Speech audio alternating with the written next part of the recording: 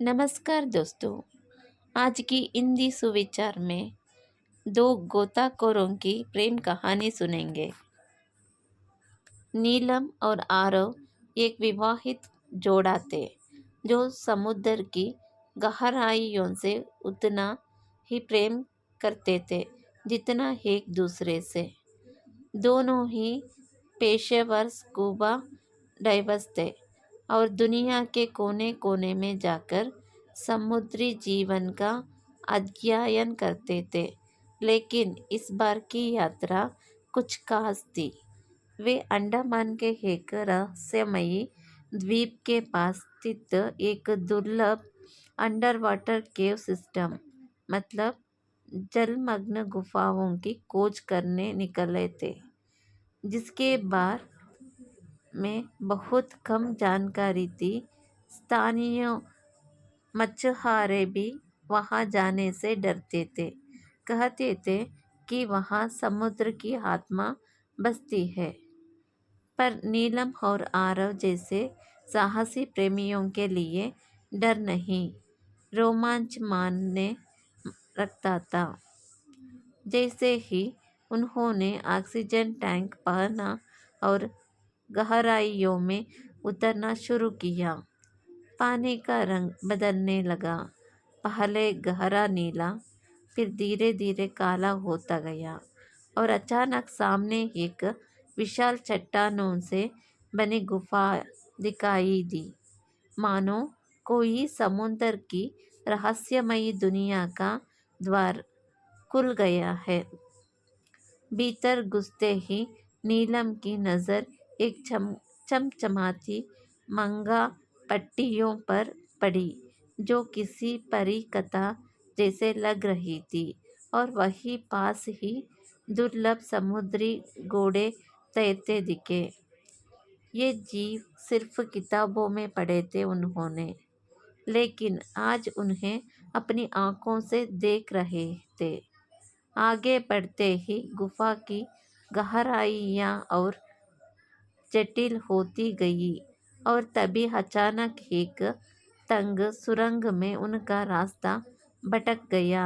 नीलम आगे निकल गई और आरव पीछे छूट गया। दोनों के बीच संचार केवल इशारों से था, लेकिन गहराई इतनी अधिक थी कि कैमरे का सिग्नल भी कमज़ोर पड़ने लगा। नीलम ने देखा कि आरव की टॉर्च की रोशनी कहीं न गुम हो गई थी। उसका दिल धड़कने लगा, लेकिन उसने हिम्मत नहीं हारी।